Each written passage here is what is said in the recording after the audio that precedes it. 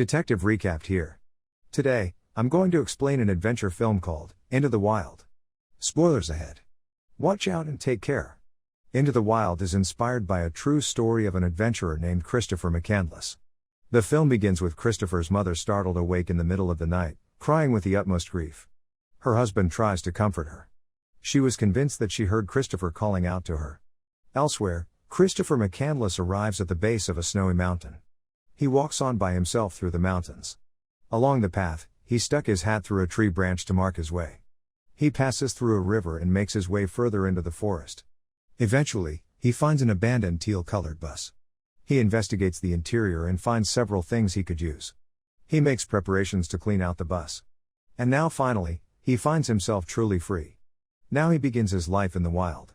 Christopher spends his time hunting, writing, reveling in the beauty of nature, and experiencing joy from the freedom he had always desired. On a piece of wood, he carves out the words, "No longer to be poisoned by civilization." He flees and walks alone upon the land to become lost in the wild. Alexander Supertramp, May 1992. Months before his expedition, Christopher led an ordinary and stable life with his wealthy parents and her younger sister. The family attends Christopher's graduation. The event was solemn and ceremonious, up until Christopher's name was called and he ran up the stage and leapt forward to receive his diploma. As the ceremony continues, Christopher contemplates on his parents. He disagrees with the kind of life that his parents had led and the kind of difficulties they've put on them as children.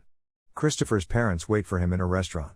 Christopher and his sister Karina drive up to the parking lot and the siblings take a moment to talk to each other. In the restaurant, Christopher's parents greet him fondly. His father then reprimands Karina for driving Christopher's car without a license. As their lunch goes on, Chris tells his parents that his grades are enough to get into Harvard Law, which they greatly approve of. His parents then remark that they would like to reward him by buying